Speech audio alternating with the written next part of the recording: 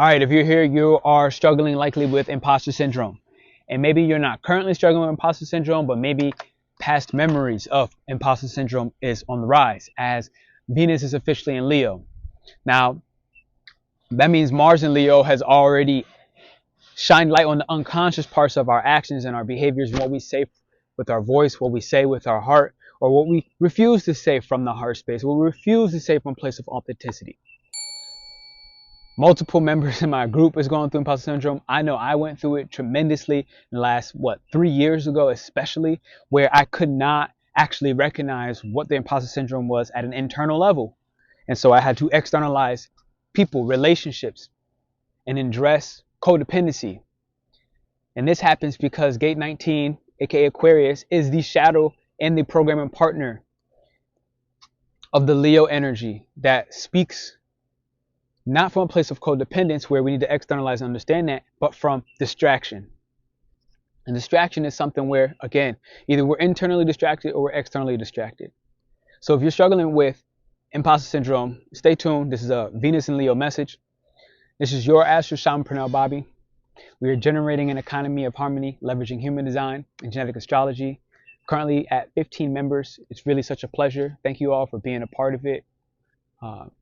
You know who you are. I'll leave your names out of it, but shout out to our newest member, okay? The newest 3 members. Shout out to the rest of y'all. And as well, shout out to the other 12 members who have been there, for more than half a year. And some, whatever that is. So, imposter syndrome, Venus in Leo, Mars in Leo, okay? What and why this matters is because Venus in Leo will start its retrograde at 12 degrees. Now, at 12 degrees of Leo, we will go forward and we'll reach 28 degrees. And then we're going to go wind back and we're going to hit 12 degrees again. So 12 degrees when Venus hits Leo is the focal point. You really want to watch when it hits the first time as for what you're going through. And then we're going to move forward into all these other leadership qualities and remembering who we are. Now, here's what I need you to know. There are 3 energies. A shadow frequency, a gift frequency, and a acidic frequency. All right. The shadow frequency is not bad. The acidic frequency is not your aim. It's not like I need to go here. Ultimately, what creates imposter syndrome is, when you grow up in a family household that really prioritizes praise and or recognition for certain achievements. And as well, and the vice versa, when you get those achievements, whether you do or whether you don't, they're criticized. Even if you get the A, it's like, here's what you could have done to get the A+. Now, this has a tremendous impediment on your personal sense of recognition. I know it has for myself, okay? And this is at a very foundational level when it talks about self-confidence. Self-confidence really struggles when met with imposter syndrome. So again, imposter syndrome, let's word this in another way, okay? Which is actually gate 56 where Mars and Leo started. It starts at 56, where Venus and Leo has started, probably likely right there, right now. Okay. What happens at this shadow frequency of this is the distraction. This is the distraction that forces us. I don't even want to say it forces us. We look at imposter syndrome and realize, wow, internally, I just don't feel like I deserve what everyone is saying. So I'm using myself for example. Okay. When people say, yo, oh man, AstroShaman, you're the greatest. Something like that, okay? It will be in this exact instance with me saying my name is AstroShaman, let's just say, but not actually feeling worthy, so that when it gets called back upon me and someone says, thank you for your shamanistic teachings, it's me feeling like I don't deserve that praise. And essentially also working harder to make sure that I get there to the point where I can feel internally that I deserve that praise, even if externally the work has already shown that this is accurately true. So what I'm saying is we can't, imposter syndrome is the type of energy where you can't fool the universe, and the universe is not trying to fool you. Yet we are fooling ourselves. This is the kind of energy where abundance is coexisting in the same cage as you. You're not lacking abundance. Abundance is just there. It always is, it always will be. When you align with your heart space, you recognize that. And this is what Leo is here to do. It's here to show us through externalization, because it's a masculine sign, how to be soft, compassionate, and gentle, because it also exalts in Neptune. And it has a lot of its compassionate understanding and serenity and release as a psychopomp, that Pisces energy carries, Neptunian Aries energy carries. And when I say psychopomp, what I mean is being able to cross worlds, being able to step in from the existing and current reality, aka let's just say Earth, 3D dimensional, 3D dense, animate and inanimate objects, okay? All fabrics of our imagination, all only really has meaning because of the words we assign to it, the billions and billions and billions of words that we decide to use. And what's happening is, if you're at these shadow frequencies, you're using these words, but you have no purpose behind what you say. And if you have no purpose behind what you say, your heart is really struggling right now. This imposter syndrome is really taking up a notch. Look at that. Imposter syndrome might say something like, yo, I'm being now recognized as a bum because my sock is showing that I got a hole in the toe. I look arrogant. Maybe I feel arrogant. But a lot of this is external.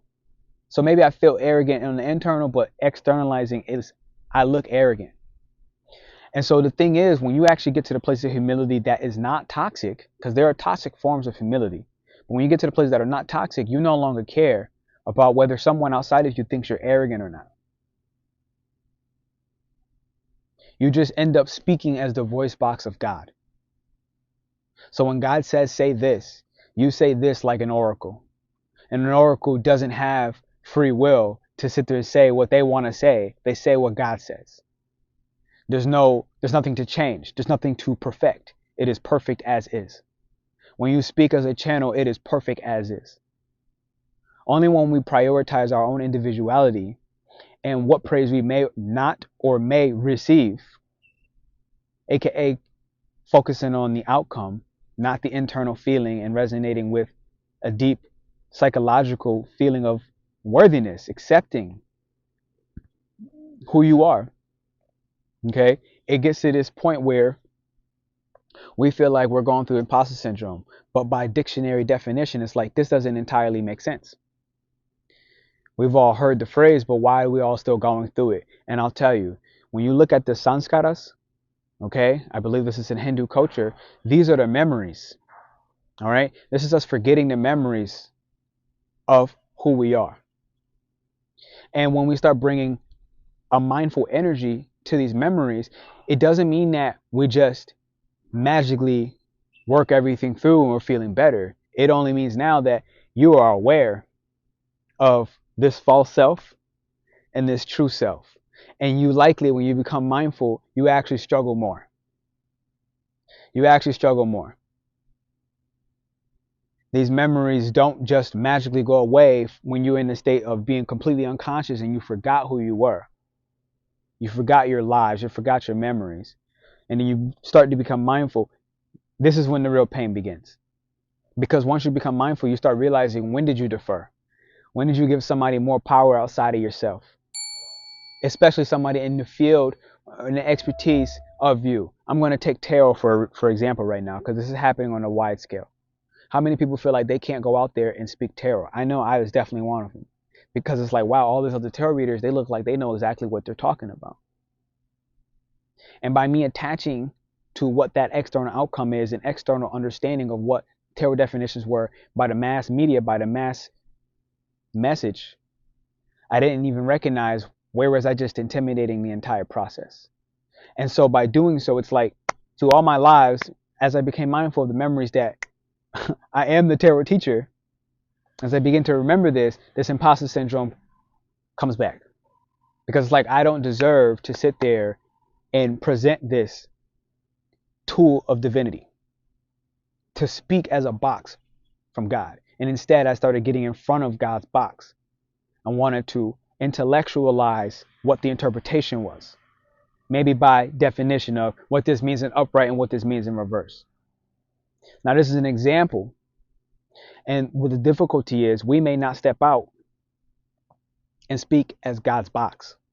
And this is when the imposter syndrome is at its worst. This is when we start to sit there and say, look, I need to go watch more videos of other tarot readers. I need to humble myself down and say, oh my God, you're the best, you're the best, you're the best. When in reality, deep down inside, there's an underlying layer that says, no, I'm this good. I'm the best. I'm the best reader. I'm the best shaman. I'm the best blah. And that individuality is also separating us from the truth. Because the fact that you believe that you're separate in any capacity is already a false narrative. It's a myth. So when you get into these places of actual leadership, what you start to do is you take all these words that I'm using that may have triggered you during this message, and you start actually being the example, and you start actually speaking from a place of revelation. When you speak from a place of revelation, this is when you hit this voice box where you just speak what God tells you to say. And you don't speak a second before, and you don't speak a second longer. You don't go off course, because you're removing at this revelation the parts of you that is considering yourself an individual. This is the stage we all go through as we come through our spiritual awakenings, and we actually start to brand ourselves with our heart space and let that heart roar in flames on fire and just do what Leos do. The reason why everybody hates them is because they haven't fully accepted themselves. They're not fully speaking from their heart. They're not branding themselves from their heart. They're branding themselves by what they think looks sexy and by what they think other people outside them think will look sexy. Well, that within itself is not sexy, so stop. This is imposter syndrome at its finest. So when we start to recognize the illusion, we recognize that we're coming out of it. We recognize we're having this ego death, okay? The only thing that makes it painful is the lack of acceptance. Because the lack of abundance, that doesn't exist, okay? It doesn't exist. You created a golden cage with your own figment of your own imagination. You have the key. The door's not even locked, but yet you stay inside of there with all your abundance caged up with you. Until you can sit in that abundance and you can melt in everything that you're afraid of, and everything that makes you angry, and everything that makes you frustrated, and everything that makes you feel fearful, to go ahead and push that door open and say, hey, look, abundance, come with me. Let's coexist together. Not you go out there and show me what you look like. Let's go out there together. Let's just literally stop caring what other people think. Because I'm only a voice box of God anyways. So what do I care? I'm not even really in control. One day God will break me through this illusion. One day, one of these life cycles might as well be this life. Why do you need to wait 2 more lives? Why do you need to wait 6 more lives? Why not now? Why not brand yourself with your heart right now and say, this is who I am? And then smile. And be released even from the fact that maybe you were even angry. Because once you become mindful, you'll realize how you were angry. You'll realize how you look to outsmart everybody so that you can feel some sense of superiority. But by separating yourself and saying, I'm a guru, I'm a sage, and you're less than, this is also coming from a weak place of insecurity. This is just another form of imposter syndrome. Because now you're demanding something that can't actually be taken. And that's people's respect. That's people honoring you. You can't take such things. Okay? You must earn the captain's grace. And the captain is God. The nature you see all behind me, this is the captain.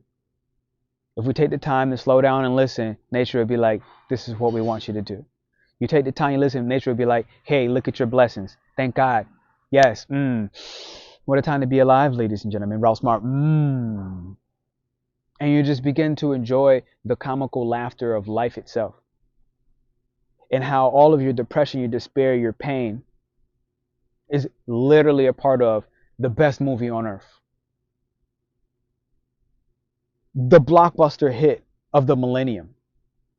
There's no Netflix show you can watch better than your own life cycle. That's the best movie. It's the realest drama. It's comical. You start realizing that depression doesn't own you and you don't own it. That allows you to witness yourself. For me to witness myself, just be depressed and like, it's this moment. Every time I get depressed, in the moment, not I am depressed. Every time I get depressed, in the moment, this pressure, this melancholy pushes this new creative force through that I never knew was possible. And all I had to do was watch the show. All right, this is your AstroShaman Pernell Bobby asking you to go ahead and hit the thumbs up and the likes button. I really appreciate you. That said, as we move forward, hit the subscription if you're brand new. Members, we're checking in every first and third Sunday. The community is growing. The passion, the fire within it is growing. We're moving on to the next staples. Okay, the retreat, the Sacred Innovators Retreat, is happening in Mexico, November 9th to November 16th. Such a joy. I'm so happy to come at this, and it may just be this next level of me working through my own imposter syndrome. This is maybe the fourth or fifth retreat or so, and this might be the next level of me working through different versions. But understand that whoever ends up making it here, we speak in the same language. We at the same stage of imposter syndrome, all together, myself included. And when we can recognize that this is just a movie that's here to be enjoyed, we begin to enrich all of our senses with experiences, with people, with substances that fuel our heart, that purify our heart, rather than the addictions that tamper with the senses and block us, to block these sankaras, these memories of lives that are not there to hold us down, to pin us to the ground. They're there to remind us what we've already experienced and who we are because of it. Yes. All right, ladies and gentlemen, hit the thumbs up and the likes button. I appreciate you. This is your AstroShaman, Pernell Bobby. We're generating an economy of harmony, leveraging human design and genetic astrology. Join the membership today. Check me out for a one-on-one. Astrocartography is on my website. I really love astrocartography. I feel so many people, as they break through this imposter syndrome, are getting ready to travel the world to finally go to that place you want, because you deserve it. Okay? Not the person you're watching on the plane. Definitely better not be me, because this is definitely not what I want. When I look at it from a place of leadership, it's like, I do not want you to do what I do. At bare minimum, if you're inspired by what I do, great. But I don't even care about that. I just want to be me. And whatever the result of that, great. But I got to take the time to watch my own movie. And so now I'm telling you to watch yours. Love.